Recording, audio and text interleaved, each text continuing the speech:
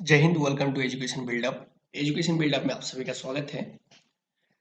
Education से संबंधित notification पाने के लिए चैनल को जरूर सब्सक्राइब करें। इस सेशन में बात करूंगा सिमडेगा जिला में टीजीटी और पीजीटी का जो रिक्रूटमेंट आया है इनके बारे में चर्चा करूंगा। जैसे कि पता है कि झारखंड के 24 जिलों में से विभिन्न जिला में अब तक वैकेंसी आ चुका है, कुछ ही जिला बचा हुआ है जिनमें वैकेंसी आना बाकी है। तो जो जिला के अंतर्गत जो आदर्श विद्यालय है, जिनको स्कूल ऑफ एक्सीलेंस के तहत चुना गया है, इन विद्यालयों में टीजीटी और पीजीटी के लिए बहाली होना है विभिन्न विषयों में। तो इस सेशन में बात करूंगा सिमडेगा जिला के बारे में, जो कि आपका 25 तारीख को इनका नोटिफिकेशन निकला है। तो ये इस सेक्शन में देख सकते हैं आपका पीजीटी से संबंधित है और इस सेक्शन में टीजीटी से संबंधित है, यानी आपका टीजीटी और पीजीटी। तो देख सकते हैं आपका विषयवार अलग अलग सीटों की संख्या है। टीजीटी में कितना है, पीजीटी में कितना है, एक एक करके मैं बता देता हूँ, थोड़ा सा वीडियो लंबा ना जाए। तो पीजीटी सेक्शन में आपका देख सकते हैं Hindi, English, Sanskrit, history, geography, economics, mathematics, physics, biology, chemistry, commerce.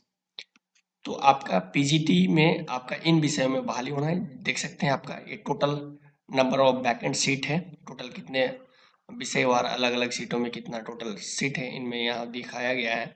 इनमें से आपका जनरल के लिए कितना है, BC1, BC2, BC ST और SC के लिए कितना सीट है, ये आपका दिया हुआ डिटेल्स। वही टीजीटी सेक्शन में देख सकते हैं आपका विषयवार टोटल वैकेंट सीट का संख्या यहाँ पर जनरल BC2, BC1, ST और SC। ये आपका Hindi, English, Urdu, mathematics, physics, biology, chemistry, geography, history, civics, Sanskrit, economics, commerce,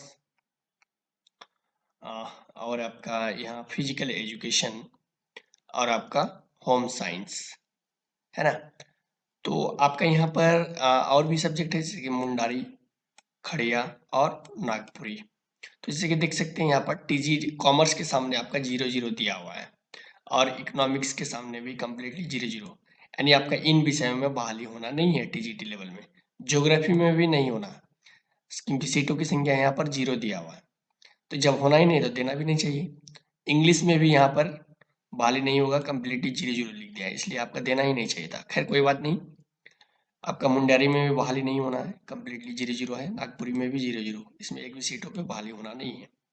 तो ये आपका टोटल देख सकते हैं। पीजीटी में आपका टोटल 27 सीटों में बहाली होना है, जिनमें से जनरल के लिए 17 और एसटी कैंडिडेट के लिए 10। वहीं टीजीटी के लिए मैं बात करूं तो टोटल सीट जो वैकेंट है वो आपका 29, जिनमें से जनरल के लिए 17 और जो एसटी है उनके लिए 11 और एससी के लिए 1। वहीं BC1 BC2 के बारे में बात करूं तो वो आपका जनरल में ही फाइट करेंगे अगर उनका सीट नहीं है तो एक बात यहाँ समझने की जरूरत है कि पीजीटी कहने का मतलब पोस्ट ग्रेजुएट टीचर और टीजीटी कहने का मतलब ग्रेजुएट लेवल ट्रेन टीचर, यानी आपका ये आपका नर्सरी से लेकर समझ लीजिए ये आपका क्लास 10 तक के लिए आपका एलिजिबल होंगे। और ये पीजीटी स्पेशल रूप से क्लास 11th एंड 12th के लिए इनका रिक्रूटमेंट होता है, बहाली होता है।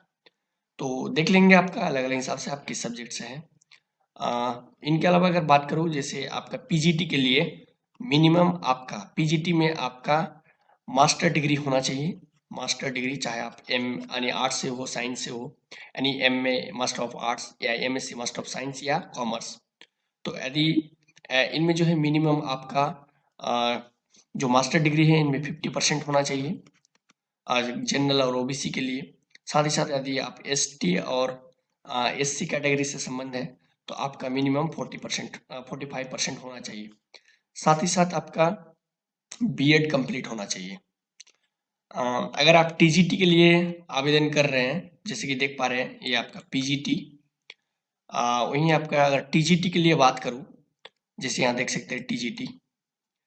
टीजीटी में अगर बात करें तो आपका जो ग्रेजुएशन का डिग्री होना चाहिए, यानी बैचलर ऑफ आर्ट्स हो, बैचलर ऑफ साइंस हो। तो आपका मिनिमम जो है 45% देख सकते हैं स्नातक की डिग्री होना चाहिए, यानी आपका 45% किसमें आपका ग्रेजुएशन की डिग्री में मिनिमम इतना मार्क्स होना चाहिए। साथ ही साथ आपका बीएड कंप्लीट होना चाहिए। और यदि आप ग्रेजुएशन में आपका यदि 40% है और आप एसटी और एससी से संबंध रखते हैं तो आप इनके लिए एलिजिबल हैं। यानी आपका जनरल ओबीसी के लिए आपका 45% मार्क्स और 40% मार्क्स आपका होना चाहिए एसटी एससी कैंडिडेट के लिए। साथ ही साथ आपका बीएड कंप्लीट होना चाहिए। अब आते हैं उम्र सीमा के बारे में बात करूँ, इससे पहले भी मैं बता चुका हूँ, 21 से 55 के बीच में होना चाहिए। एज की जो गणना होगा वो आपका 31 दिसंबर 2022 के आधार पर किया जाएगा। आरक्षण के बारे में बात करूँ, यदि आरक्षण का दावा करते हैं तो झारखंड का स्थानीय निवासी होना चाहिए।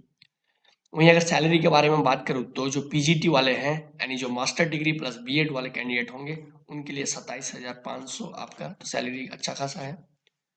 और वहीं टीजीटी के लिए मैं बात करूँ तो 26,250 है। इनके अलावा आपका जो चयन की प्रक्रिया है वो आपका साक्षात्कार के आधार पर होगा। इनका एक चयन समिति है जिनका अध्यक्ष उस जिला से संबंधित डीसी होंगे। आपको चयन हेतु निर्धारित है संविदा के आधार पर स्कूली शिक्षा एवं झारखंड सरकार के संकल्प 15 मार्च 2022 के अंतर्गत जो यहाँ विभिन्न रूल्स एंड रेगुलेशन है, ज़्यादा हम लंबा वीडियो नहीं बनाएंगे। ये आपका एप्लीकेशन फॉर्म है, देख सकते हैं यहाँ पर। यहाँ डिस्ट्रिक्ट का नाम लिख देंगे, सिमडेगा, सब कैपिटल में ही लिखेंगे और ब्लैक पेन से ही लिखने का प्रयास करेंगे। यहाँ पर आप टीजीटी या पीजीटी के लिए फॉर्म फिल कर देंगे, लिख देंगे टीजीटी तो टीजीटी या पीजीटी जो भी है लिख देंगे। किस सब्जेक्ट के लिए, हिंदी इंग्लिश जो भी है आप यहाँ पर सब्जेक्ट लिख देंगे। बाकी वही है, कैंडिडेट्स नेम है, फादर्स नेम है। यदि कोई फीमेल कैंडिडेट है तो उनका हस्बैंड, अगर हस्बैंड का नाम दे रहे तो हस्बैंड में टिक लगा देंगे। बाकी यहाँ नेम लिख देंगे, डेट ऑफ बर्थ लिख देंगे, मेल या फीमेल लिख देंगे। एज आपका कैलकुलेट कर लेंगे, 31 दिसंबर 2022 तक आपका कितना एज हो रहा है। आपका यहाँ कैंडिडेट एड्रेस हो जाएगा, फोटो हो जाएगा, रिसेंट फोटो, और फोटो के नीचे जस्ट सिग्नेचर हो जाएगा। आपका वहीं मैट्रिक का जो एजुकेशनल क्वालिफिकेशन है उनका डिटेल्स, इंटरमीडिएट, ग्रेजुएशन। यदि आप पीजीटी के लिए फिल कर रहे हैं तो पीजीटी के वाला भी डाल सकते हैं। प्रोफेशनल एजुकेशन में आपका बीएड का डिग्री डाल देना, इनके अलावा कोई कंप्यूटर में डिग्री करके रखे तो उनका डाल देंगे। यदि आपको एक्सपीरियंस है, ऑलरेडी कोई प्राइवेट स्कूल या कहीं पर पढ़ा चुके हैं तो उनका डिटेल्स आपका यहाँ डाल देंगे। आपको यदि हिंदी और इंग्लिश मीडियम दोनों में ही आप पढ़ाने के लिए एलिजिबल है, एबल है, तो आप यस लिख देंगे, अगर नहीं है तो नो कर देंगे। आपका वहीं कुछ कंप्यूटर का जानकारी है तो यस लिख देंगे, अगर है तो, नहीं है तो नो कर देंगे। आपकी जिस कैटेगरी से संबंध रखते हैं, आपका चाहे वो आपका BC1 हो, BC2 हो या जनरल हो या SC ST, तो यहाँ पर लिख देंगे। एक डिक्लेरेशन फॉर्म है, undertaking form, place date, name, contact number और यहाँ सिग्नेचर कर देंगे। बाकी यहाँ नीचे का सेक्शन ऑफिस का यूज होगा। अब इस सारा डिटेल्स भरने के बाद इनके साथ एजुकेशनल क्वालिफिकेशन लगाने के बाद एक लिफाफा में डालेंगे और उस लिफाफा में एक साइड आपका फ्रॉम करके आपका एड्रेस होगा और 2 में जहां पर आप भेजेंगे, यानी आपका जो जो सिमडेगा के जो ये है, हाँ, साथ ही साथ आपको एक डीडी बनाना है ना। आपको एक डीडी बनाना है। डीडी आपका जो है जो ओबीसी यानी आपका BC1, BC2 और आपका जो जनरल कैंडिडेट होगा इनके लिए 100 रुपये का डीडी बनाना है, डिमांड ड्राफ्ट। और जो SC कैंडिडेट होगा या ST होगा इनके लिए 50 रुपया का डीडी बनाना है ना। और देख सकते हैं यहाँ पर लिखा हुआ है चयन परीक्षा शुल्क 100 और SC ST के लिए 50 रुपया, है ना। अब इसको भेजना कहाँ पर है तो देख सकते हैं लास्ट डेट जो है 15 मार्च है। 15 मार्च से पहले तक आपको भेज देना है। 15 मार्च से पहले तक आपको भेज देना है, शाम 5 बजे तक। आपको कहाँ पर भेजना है तो जो 2 वाले सेक्शन में लिखेंगे, आपका यहाँ लिख देंगे जिला शिक्षा पदाधिकारी सह जिला कार्यक्रम पदाधिकारी सिमडेगा।